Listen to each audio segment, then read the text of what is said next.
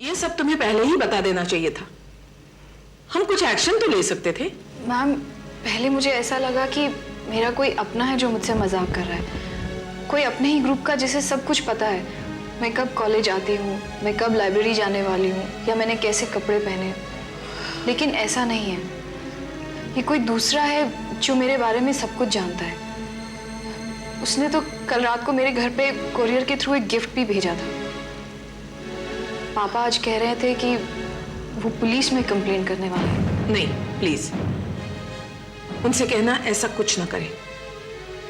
इससे तुम्हारी, उनकी और हमारे कॉलेज की बदनामी हो जाएगी। यू नो, प्रेस, अखबार वगैरह। मैं तुम्हारे पापा से बात करती हूँ और सर्टेनली हम कुछ एक्शन जरूर ले लेंगे। You don't worry. पर अब तुम्हें किसी पर भी शक हो या ऐसा लगे कि ये है या ऐसी कोई भी हरकत, तो please report the matter to me immediately. Yes ma'am, पहले पता तो चले कि वो कौन है।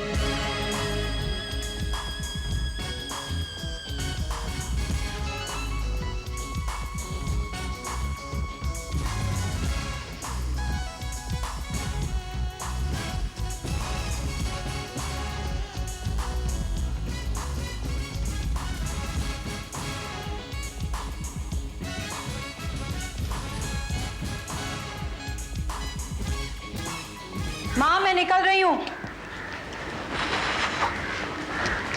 बाबूजी, मैं निकल रही हूँ दफ्तर के लिए। 9 बज गए बेटा? अरे कब के, मुझे देर हो गई है। बेटा मेरे एक काम करेगी? हाँ। जो रेडियो वाला है ना बस स्टॉप के सामने, हाँ। उससे जरा पूछ लेना रेडियो ठीक हुआ कि नहीं। ठीक है। बुलाना मत, मैं ले आऊंगा। ठीक है? ठीक। हाँ बेटा, सब्जी लाने की जरूरत नहीं, कल की बहुत पड़ी है, बस हरा मसाला ले लेना। तो फिर संजू क्या खाएगा? यहाँ तो ताजी सब्जी नहीं बनती तो वो शोर मचाने लगता तू है। उसकी चिंता मत कर, मैं हूँ ना, बना के खिला दूंगी उसे। जी नमस्ते। नमस्ते आंटी। नमस्ते बेटा। ये तुम? ये आप कल आई थी तो ये आपका रह गया। रुमाल? आप इसके लिए इतनी दूर आए? जी नहीं, रुमाल नहीं, उसमें पैसे और काफी सारे पैसे हैं। हो? वो मैं अखिल के हाथ से ही भेजने वाला था, पर वो मुझे सुबह से मिला ही नहीं। अरे बेटा तो क्या हुआ, तुम आओ तो सही ना, बैठो ना। जी नहीं, ठीक है। अपना ही घर समझो, जब मन करे आ जाया करो। जी जरूर। नमस्ते, मैं निकलता हूँ। अच्छा बेटा। एक मिनट, मैं भी निकलती हूँ। निकी, शाम को जल्दी आना, देर होती तो मन घबराने लगता है। ठीक है। जी नमस्ते। नमस्ते।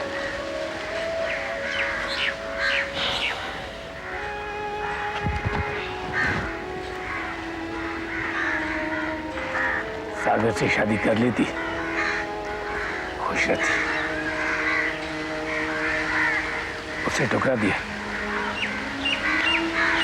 अब खुद ठोकर खाती हुई घूम रही है। Hello, is it mister Malhotra? जी। This is missus Deshmukh speaking, principal HSI college. Oh जी हाँ, जी हाँ। सॉरी, दरअसल मैं आपको पहचान नहीं पाया। कहिए मैडम। मैंने इसलिए फोन किया था कि आप सोनम की प्रॉब्लम के बारे में बिल्कुल फिक्र मत कीजिए। उसने हमें सब कुछ बताया है and I will see to it that we take necessary actions.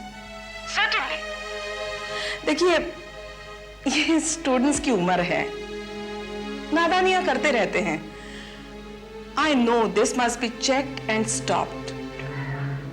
जब आप कह रही हैं तो प्लीज आप पुलिस स्टेशन मत जाइए। जी मैंने सोचा तो था, लेकिन mister Malhotra, it's my responsibility. Thank you madam, thank you very much. Thank you mister Malhotra.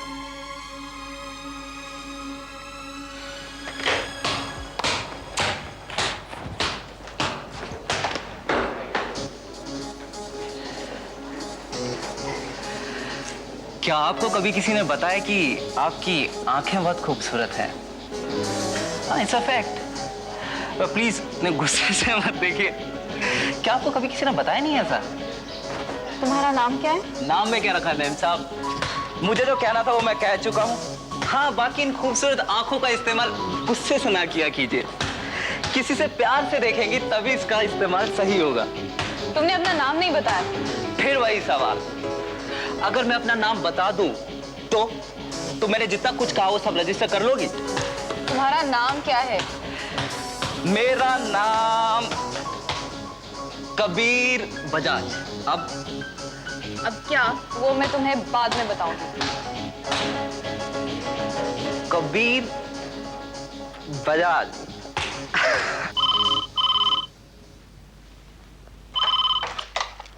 Hello Rushali, मैं सोनू। हाँ बता। वो कमीना कौन है रुशाली, मुझे पता चल गया। कौन? वही जो मुझे परेशान करता है। देखो सोनम, अब ज्यादा एक्साइटेड मत होना, समझ गई ना? देखो इन लोगों के मुंह नहीं लगते। अरे तू फिक्र मत कर, अब तू देख मैं कैसा मजा चखाती हूँ उसको। सोनम प्लीज। चल ठीक है, अभी मैं फोन रखती हूँ, मैं तेरे से घर आके बात करूंगी। ओके? देखो देखो सोनम सुनो, ऐसा कुछ मत करना जिससे तुम्हें तकलीफ हो। हाँ ठीक है, ओके बाय बाय।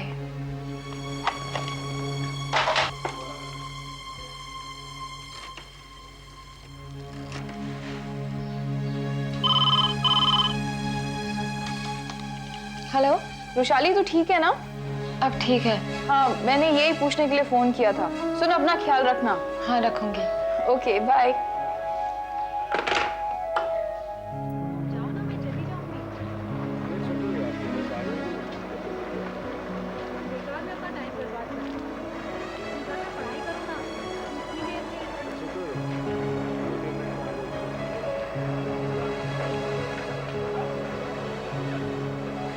लड़का बहुत शरीफ है जी।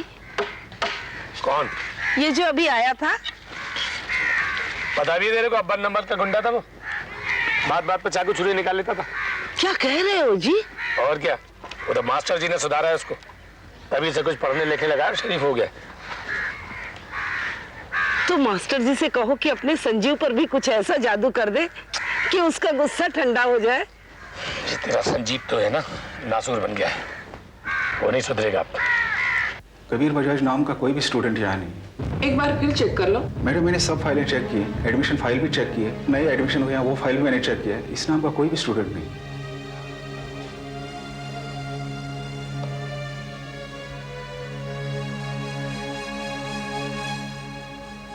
ये मीटिंग करके पता नहीं आपको क्या फायदा मिलता है माथुर साहब। अरे एक दो फ्री क्लासेस मिलते हैं जिसमें बैठ करके हम दिमाग को शांत कर सके, उसमें भी आप मीटिंग करवा लेते हैं। गुप्ता जी, आपके फायदे की बात होगी अगर होगी। हमारे फायदे की बात तो सिर्फ पहली तारीख को होती है जब कड़क कड़क नोट मिलते हैं। बाकी तो 15 साल हो गए टीचरी करते हुए, आज तक कोई फायदे की बात नजर नहीं आई। क्यों? आई एम सॉरी, मुझे थोड़ी देर हो गई, मेरी वजह से आपको रुकना पड़ा। I am sorry. कोई बात नहीं madam. Sorry mister Mathur. It's absolutely fine madam. बस आपको बोलने का वक्त जरा कम मिलेगा क्योंकि इसके बाद सबकी क्लास है, no free period. Okay, let's begin. Mr. Mathur?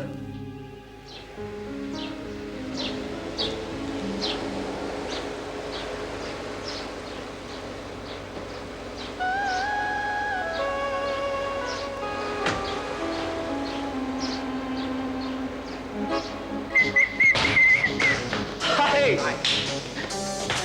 अच्छा सुन, कल मिलते हैं वहां पे फील्ड पर। Hi, baby. How are you?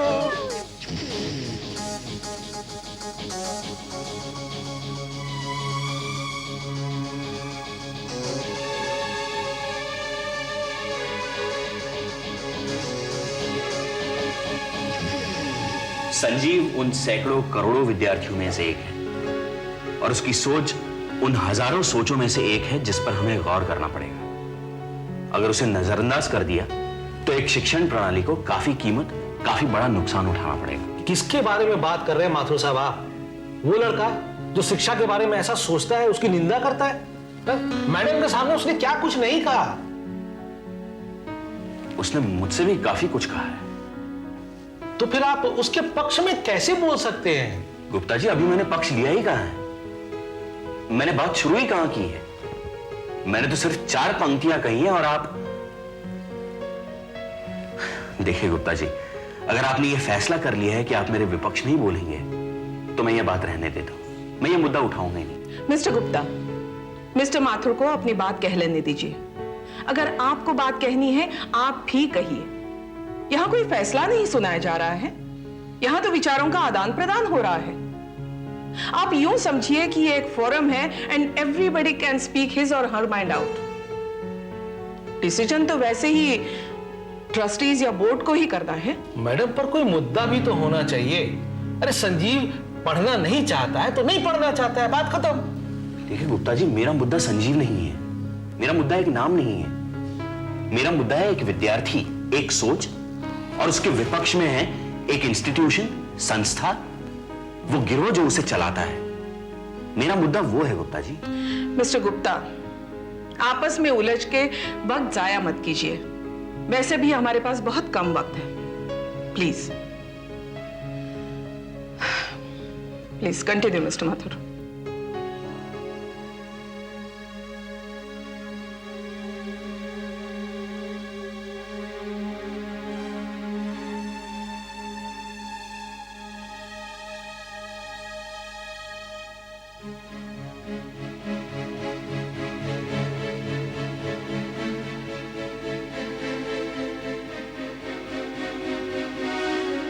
Sanjeev को लगता है कि शिक्षा उसकी जरूरत पूरी नहीं करती, ये उसका मानना है। हमें यह मानकर नहीं चलना चाहिए। वो चाहता है कि वो उसकी गृहस्थी चलाए, 4 पैसे कमाकर वो घर ले जाए जो उसकी अहम जरूरत है, और यही जरूरत न जाने और कितने विद्यार्थियों की है। तो उसके लिए करस्पॉन्डेंस कोर्स है, सरकार ने ये सुविधा दे रखी है माथुर साहब। इसमें इतना सोचने की क्या बात है? जिसे कॉलेज जाना है जाए, नहीं तो फिर वो करस्पॉन्डेंस कोर्स करे और सारे दिन काम भी करे। मेरे ख्याल से मिस्टर गुप्ता ठीक कह रहे हैं मिस्टर माथुर। जबरदस्ती तो हम किसी पर भी नहीं कर सकते। जिस स्टूडेंट को पढ़ना है वो किसी भी हाल में कैसे भी पढ़ ही लेगा। अगर एक संख्या विद्यार्थी संजीव जैसा सोचने वाले हैं तो उसके मुकाबले में 10 पढ़ाई में, शिक्षा में विश्वास रखने वाले भी हैं। हमें उनके बारे में सोचना है जिनके लिए ये संस्थाएं, स्कूल्स, कॉलेजेस बने हुए हैं, उनके बारे में नहीं जो इन्हें ठुकराते हैं। तो फिर मैडम उनके बारे में कौन सोचेगा? कभी हमारे बारे में भी सोच लिया कीजिए माथुर साहब कि हमें जो तनख्वाह मिलती है वो पूरी होती भी है या नहीं। आज की तारीख में हम अपने बच्चों की जरूरतें पूरी कर पाते हैं या नहीं? हम बच्चों को डॉक्टर्स या इंजीनियर बना पाएंगे कि नहीं? हमारी बेटियां जब बड़ी होंगी, तब जब उनकी शादियां होंगी, उसके लिए हम उतना खर्चा कर पाएंगे या नहीं? ये कोचिंग क्लासेस जिसकी आप निंदा करते हैं माथुर साहब, हमें वो सारी चीजें करने की अनुमति देती है। पैसा माथुर साहब, पैसा आज की तारीख में बहुत जरूरत की चीज है। और आप, चूंकि आपके पीछे इतनी सारी दौलत पड़ी है ना, इसके लिए आप इन सब चीजों के बारे में कभी नहीं सोचते। आप ये कहते हैं कि आपको उसकी जरूरत नहीं है, लेकिन आप ये अच्छी तरह से जानते हैं कि आपके पीछे उतनी सारी दौलत है। सिर्फ शब्दों से जिंदगी नहीं गुजारी जा सकती माथुर साहब। जिंदगी में आम जरूरत रोटी, कपड़ा, मकान, उसके अलावा भी कई चीजें जरूरी होती हैं, जैसे कि गैस, वकील, डॉक्टर, केरोसिन का तेल वगैरह वगैरह। उसके बिना भी जिंदगी गुजारी नहीं जा सकती है। एनीवे, जिस मुद्दे पर हम बात करना चाहते थे वो हो ही नहीं पाई। खैर, अगली बार विद्यार्थियों के तकलीफों के साथ साथ हम शिक्षकों के दुखों के बारे में भी मीटिंग में बात कीजिएगा तो हमें ज्यादा मजा आएगा।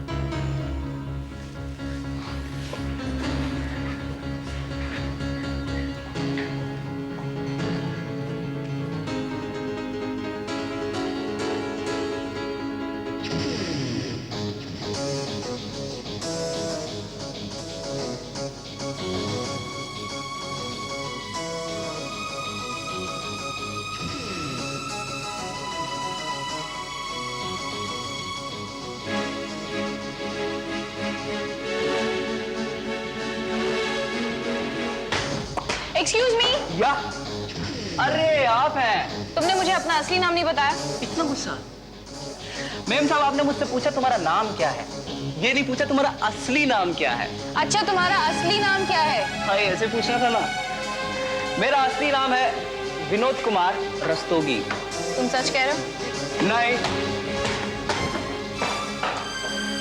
विनोद कुमार रस्तोगी। मैडम, विनोद कुमार रस्तोगी नाम का भी कोई स्टूडेंट यहाँ नहीं है। हाँ, वो विशाल है, but he is not Vinod Kumar Rastogi. Rastogi में 2 हैं यहाँ, वो एक वो अरुण है, एक प्रिया रस्तोगी हैं बस।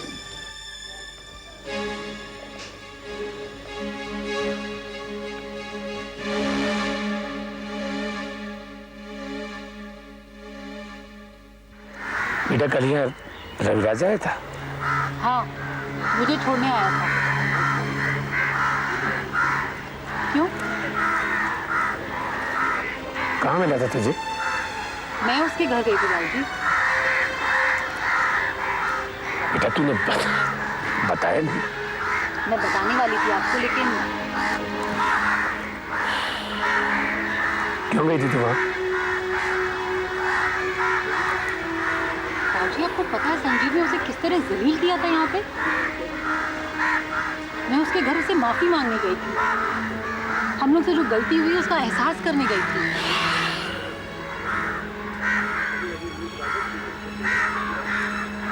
लेकिन क्यों? आप क्यों पूछ रहे हैं? संजीव पूछ रहा था। उसने रविराज को घर के बाहर देखा था।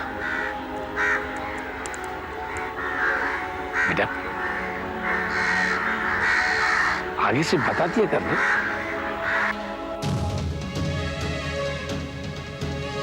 पैसा माथुर साहब, पैसा आज की तारीख में बहुत जरूरत की चीज है। और आप, चूंकि आपके पीछे इतनी सारी दौलत पड़ी है ना, इसके लिए आप इन सब चीजों के बारे में कभी नहीं सोचते।